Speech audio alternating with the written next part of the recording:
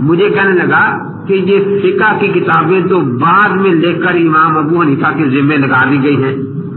ایک کتاب اس کے پاس تھی کہ قدوری 200 سال بعد لکھی گئی، ہدایہ 300 سال بعد لکھی گئی، فلاں کتاب اتنے 100 سال بعد لکھی گئی.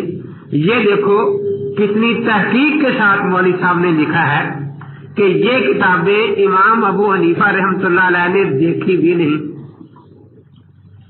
میں نے کہا آپ بھی کچھ پڑھے ہوئے ہیں یا نہیں؟ جی میں پڑھا ہوا ہوں. میں نے کہا امام اعظم ابو حنیفہ رحمۃ اللہ کے شاگردوں میں قاضی ابو یوسف رحمۃ اللہ علیہ اور امام محمد کا نام سنا کبھی؟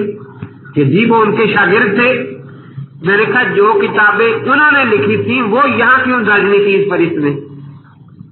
آ کر جو کتابیں امام محمد رحمۃ اللہ تعالی علیہ کی ہیں وہ کتابیں امام ابو حنیفہ کے پاس جو بیٹھ کر لکھی ہیں وہ اس فہرست میں جو اصل ماخذ اور اصل کتابیں ہیں وہ کیوں نہیں اس میں آئیں؟ اب وہ سوچنے لگا کہ یہ تو واقعی کسی نے زیادتی کی ہے کہ وہ کتابیں کیوں نہیں لکھی. کہ وہ مولوی صاحب نے کہا ہے کہ یہ اجمیوں کی سازش تھی. میں نے کہا نہ قاضی ابو یوسف اجمی تھے، نہ امام محمد بن حسن شیبانی اجمی تھے، اس لیے یہ اجمیوں کی سازش نہیں ہے. کہنے لگے جی وہ اس لیے نہیں لکھی کہ ان میں حدیثیں ضعیف تھی. میں نے کہا ضعیف ہونے کا کیا مطلب؟ پہلے تو کہا کرتے کہ حدیث ہے نہیں، اگر ہم پیش کریں پھر کہتے ہیں ضعیف ہے. میں نے کہا امام ابو حنیفہ رحمۃ اللہ علیہ تابعی ہے نا، آپ جو حدیث لیں گے وہ بڑے تابعی یا صحابی سے لیں گے؟ تو صحابہ تو سارے عادل ہیں نا، اور بڑے بڑے تابعین بھی سارے عادل ہیں. امام ابو حنیفہ رحمۃ اللہ علیہ کو زیادہ سندیں اکٹھا کرنے کا شوق نہیں تھا کہ ضرور 100 آدمیوں سے سننی ہے جا کر روایت، پھر بیٹھنا ہے کہ ان میں اتنے جھوٹے ہیں، اتنوں کا حافظہ خراب ہے، اتنوں کی یہ بات ہے.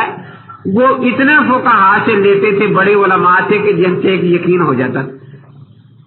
تو میں نے کہا عجیب بات ہے کہ خیال قرون کے امام کو جو حدیث ملی وہ تو ضعیف ملی.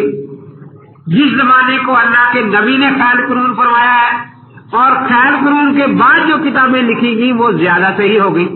تو اس کا مطلب ہے کہ خیال قرون تو خیال قرون نہ رہا کہ وہاں صحیح حدیثیں کسی کو ملی نہیں اتنے بڑے امام کو. میں نے کہا یہ تو اس قسم کی باتیں اگر آپ کریں گے تو منکرین حدیث کو فائدہ ہوگا.